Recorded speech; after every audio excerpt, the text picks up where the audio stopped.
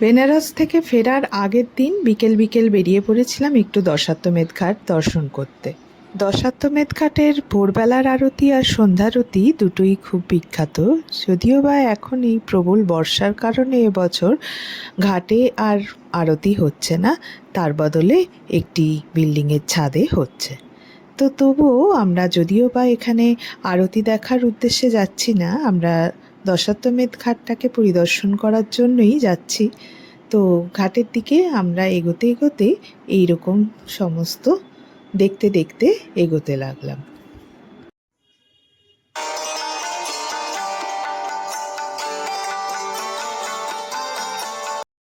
ঘাটের দিকে যতই এগোতে থাকলাম ততই দেখলাম দুপাশে ধর্মীয় সরঞ্জাম বিক্রি হচ্ছে, আর একদম ঘাটের কাছে এসে দেখি প্রচুর নৌকো ঘাটে বাঁধা রয়েছে।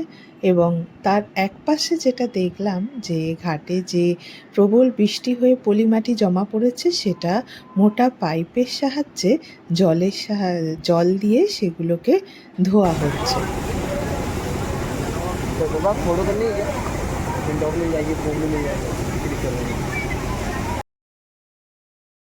পলিমাটিগুলো জমে এতটাই শক্ত হয়ে গেছে যে সেগুলো পাইপের সাহায্যেও বেশ কসরত করেই সরাতে হচ্ছে। হয়ে গেছে জলের তলে শক্তটা ভাঙছে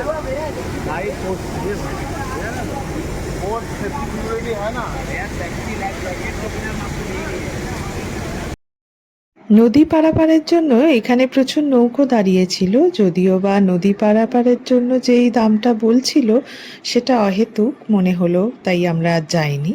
কোথাও 6,000, কোথাও 8,000। তাই আমরা শুধুমাত্র নৌকো দেখে এবং কিছু ফটো টটো তুলে সেখান থেকে চলে এলাম। আর এই দশাশ্বমেধ ঘাটের পাশেই রয়েছে মানমন্দির ঘাট, যা 1600 শতকে রাজা জয়সিংহ দ্বারা নির্মিত। এটি বলা হয় যে জ্যোতির্বিদ্যার পর্যবেক্ষণের জন্য এটি ব্যবহৃত হতো, শুধুমাত্র স্নান এবং পূজার জন্য নয়। বিল্ডিংটি অনেক পুরনো এবং ক্ষণভঙ্গুর হয়ে গেলেও তার যে কারুকার্য সত্যি এখনও দর্শকদের নজর কাড়ার মতো।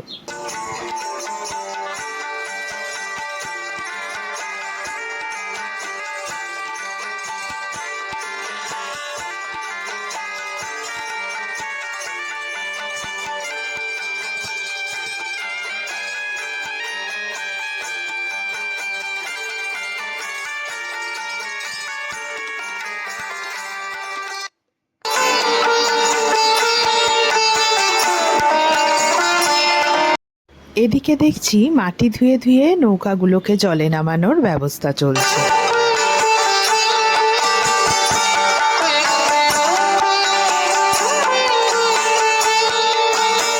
এদিকে বিকেলবেলা সূর্যের আলো পড়তে না পড়তেই ঘাটগুলিতে লোকের আনাগোনা দেখতে বেশ ভালোই লাগছিল।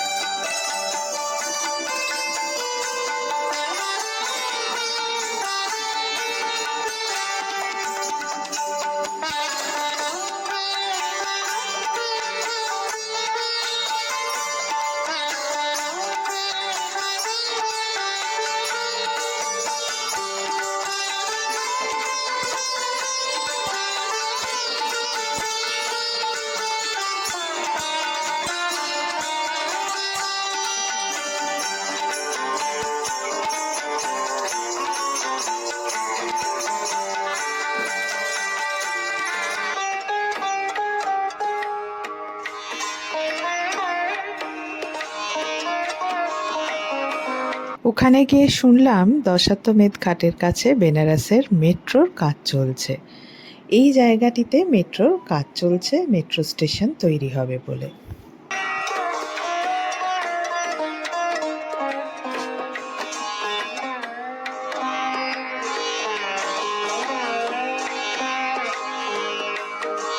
পর আমরা ঘাট ধরে সিঁড়ি দিয়ে নামতে নামতে দেখলাম প্রচুর ধর্মীয় সামগ্রী বিক্রি হচ্ছে বাঁদিকে, যার কিছু দোকানে আমরা দাঁড়িয়ে দেখতেও লাগলাম।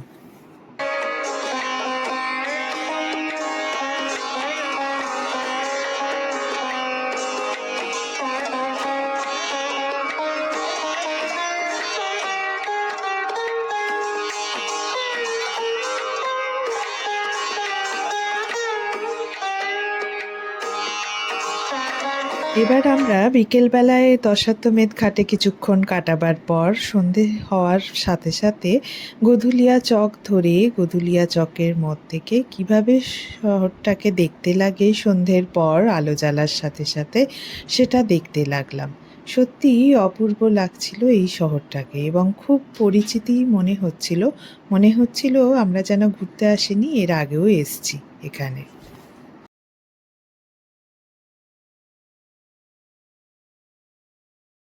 এরপর হাঁটতে হাঁটতে গেলাম কাশী চাট ভাণ্ডারের দিকে। এখানে এসেই দেখি দোকানের সামনে প্রচণ্ড ভিড় করে মানুষরা দাঁড়িয়ে রয়েছে চাট খাওয়ার জন্যে।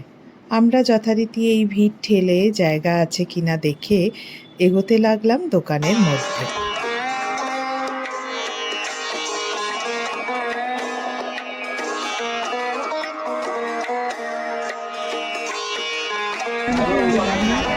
এটা হচ্ছে টমেটোর চাট, এটা মিক্স চাট না? টিক্কি চাট। টিক্কি চাট, এটা হচ্ছে মিক্স চাট। এটা পালক চাট। হ্যাঁ, পালক চাট। মিক্স চাট। পালক চাট ওই একই কাজ, সেটার জায়গায় টিক্কি দিয়েছি।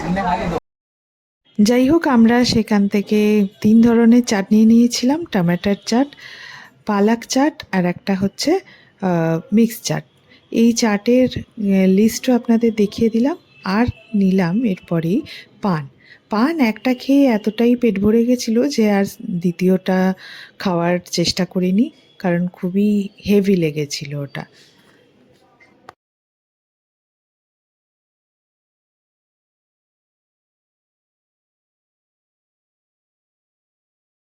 পরের দিন সকালবেলা অর্থাৎ বেনারস থেকে ফেরার দিন সকাল সকাল একটি টোটো ধরে বেরিয়ে পড়লাম সাইট সিন করতে কাছাকাছি।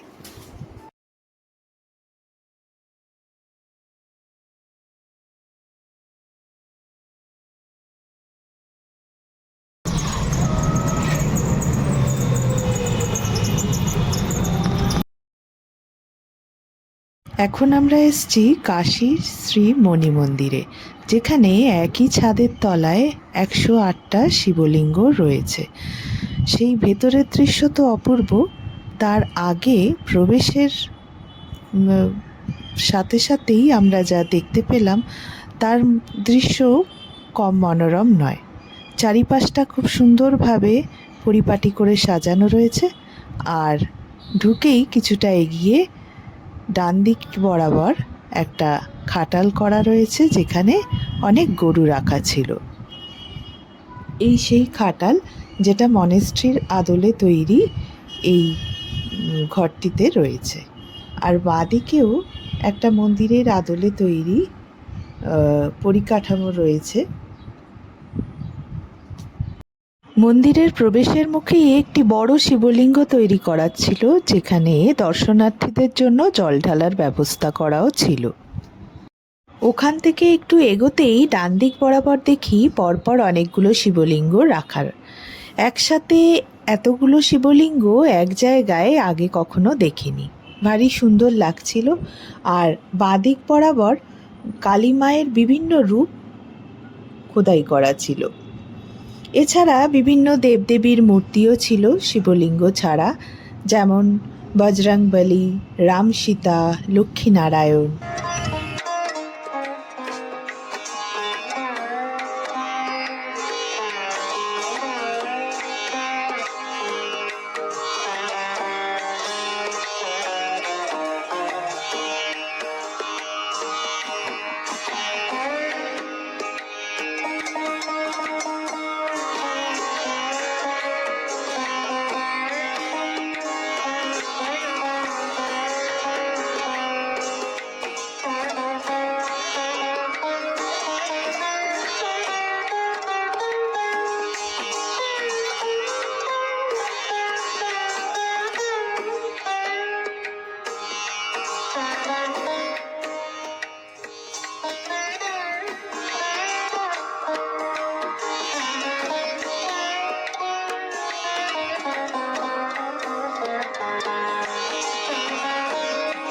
এদিকটাতে দেখছি শ্বেতবর্ণের শিবলিঙ্গ রাখা।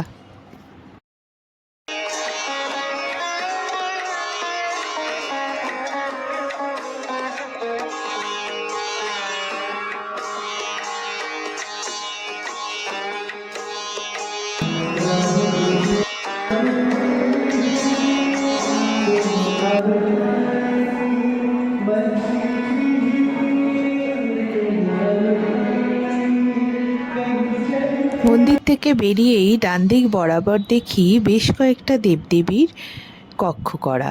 সেখানেও আমরা এগোতে লাগলাম দর্শনের জন্য। আর পুরো কাঁচ দিয়ে ঘেরা, তাই কক্ষের ভেতরে ঢোকার উপায় ছিল না। কাচের মধ্য দিয়ে যতটুকু আমরা দেখেছি ততটুকু আপনাদের দেখাবার চেষ্টা করেছি।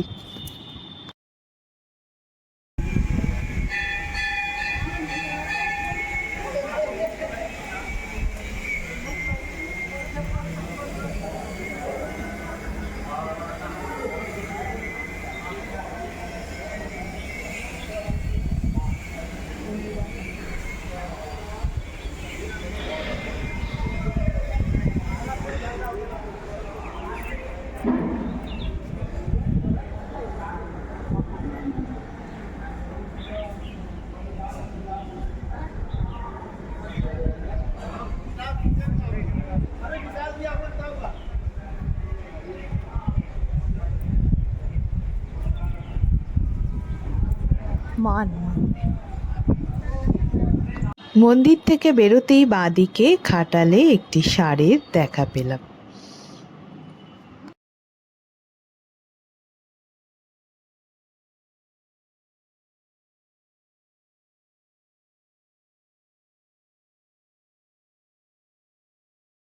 মন্দির থেকে বেরিয়ে আবার টোটো ধরে এর পরের গন্তব্যস্থান দুর্গা মাতা মন্দির। দুর্গা মাতা মন্দিরে দুর্গা মায়ের বিভিন্ন রূপ রয়েছে। আমরা এগোতেই বিভিন্ন ফল বা ফুলের সমাহার দেখতে পেলাম। ওখান থেকে আমরা কিছু কিনিনি, আমরা এমনি দর্শনে গেছিলাম। এখানে যেমন ঢুকতে না ঢুকতেই দুর্গা মায়ের বিভিন্ন রূপ খোদাই করা রয়েছে বা মূর্তির আকারে রাখা রয়েছে, সেটাই দেখতে পেলাম।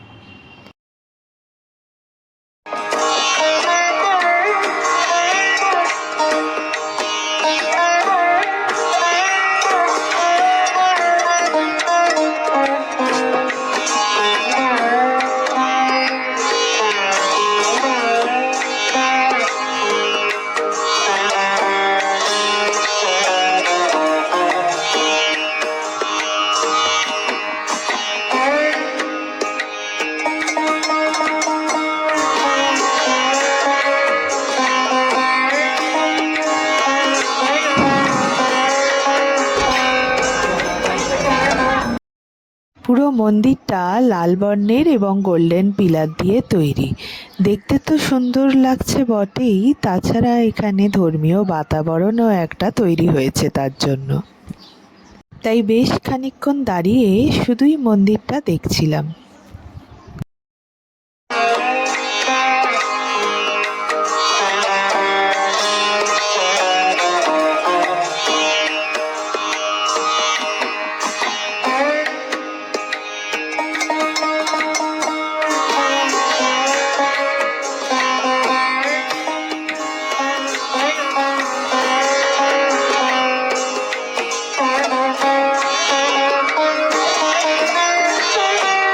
মন্দিরের বিভিন্ন জায়গায় ভক্তরা তাদের মনস্কামনা জানিয়ে লাল কাপড় বেঁধে দিয়ে গেছে। সেগুলো এক অন্যরকম আবহ তৈরি করেছে মন্দিরের মধ্যে। দুর্গা মাতার মন্দিরে বেশ কিছুক্ষণ কাটিয়ে আমরা আবার টোটো ধরে পরের গন্তব্য তুলসী মানস মন্দিরে গেলাম। মন্দিরের প্রবেশের দৃশ্যটা ভারী সুন্দর লাগলো। মন্দিরটি মাঝখানে রেখে দুপাশে সারি সারি গাছ এবং ঠিক মন্দিরের দুপাশে নারকেল গাছ থাকায় বেশ সুন্দর লাগছে মন্দিরটিকে।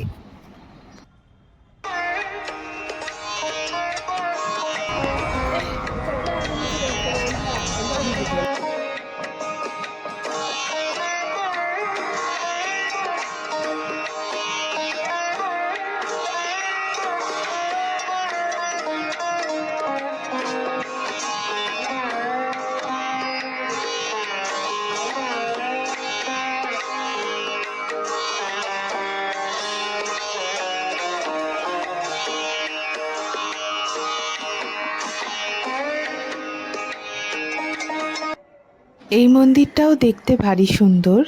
প্রবেশের সাথে সাথেই দেখলাম মন্দিরের ফ্লোর এবং ওপরের কাজ ভারী সুন্দর। ওপরে আবার কিছু জায়গায় লাইটিংয়েরও ব্যবস্থা রয়েছে। যেখানে লাইটিং চলছে সেখানেই যাওয়ার চেষ্টা করলাম প্রথমে নিচের সমস্ত ঠাকুর দর্শন করার পর আমরা ওপরেই চলে গেলাম। তারপর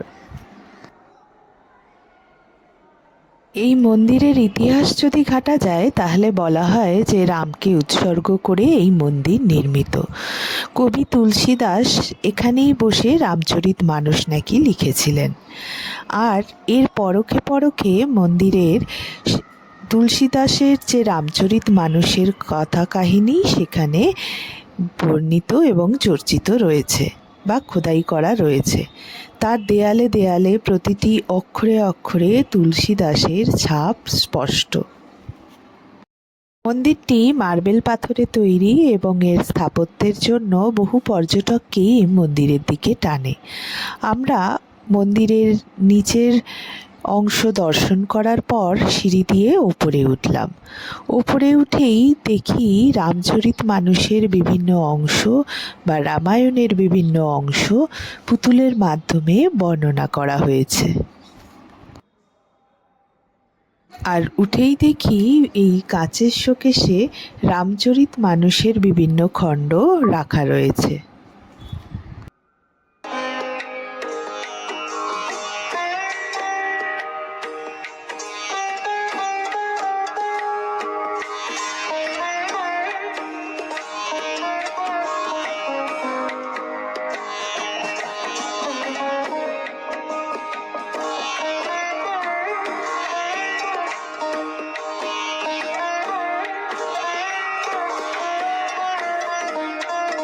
মন্দিরের ওপর থেকে নিচের অংশ দেখতে কিন্তু আরও সুন্দর লাগছে।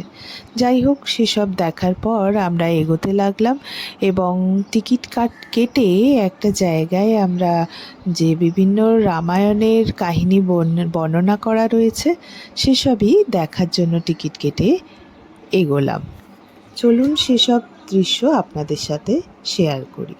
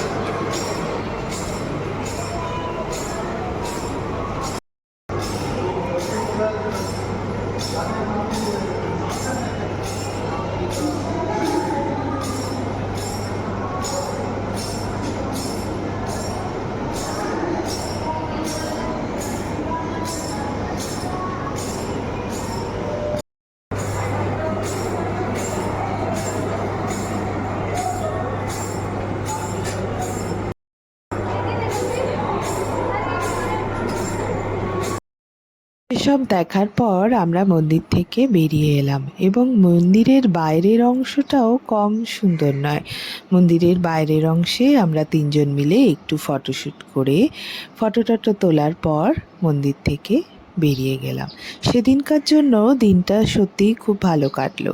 3টে মন্দিরে যে আমরা ঘুরলাম, ত্রিদেব মন্দির, তুলসী মানস মন্দির, মানি মন্দির, সত্যি দিনটা খুব ভালো কেটেছিল। এখন আমরা এসেছি ত্রিদেব মন্দিরে।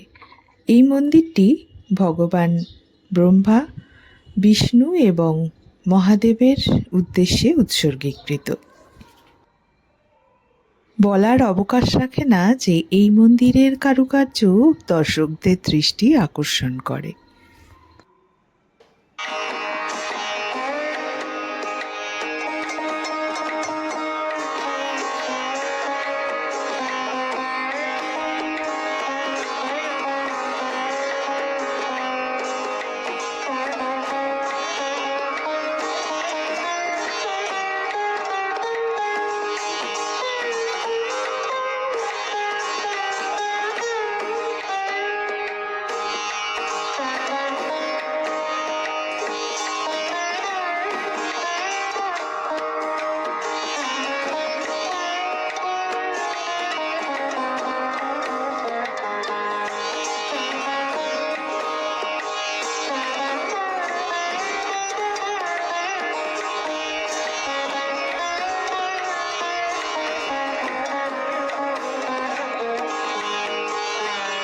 আর এই মন্দিরের প্রত্যেকটি দেবতাকেই ফুলমালা দিয়ে এত সুন্দরভাবে সজ্জিত করা যে কিছুক্ষণ দাঁড়িয়ে দেখার মতো।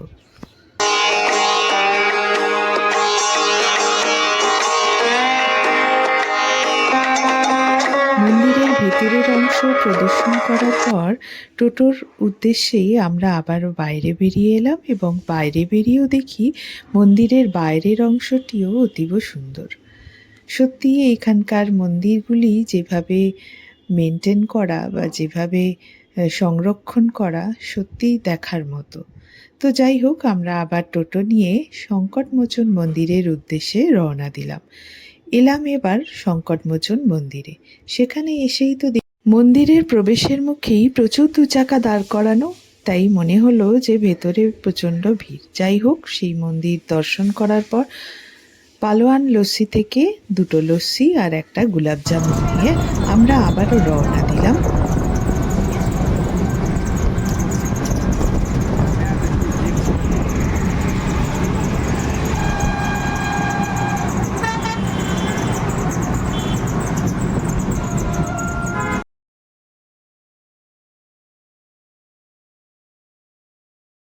আমাদের ফেরার পথেই এখানকার বিখ্যাত মিষ্টির দোকান ক্ষীরসাগর, সেখান থেকে বেশ কিছু টাকার মিষ্টি নিয়ে আমরা আবারও রওনা দিলাম। এখন আমাদের এখানকার সমস্ত দর্শনীয় স্থান দেখা শেষ। এবার রওনা দিচ্ছি লাঞ্চের জন্য। লাঞ্চে একটা মোটামুটি হোটেলে ঢুকে, এখানকার তো সবই নিরামিষ, তাই একটা নিরামিষ থালি অর্ডার দিয়ে দিয়েছি, যেটাই ছিল রুটি, একটু ভাত, ডাল, আলু ফুলকপি তরকারি আর পনির।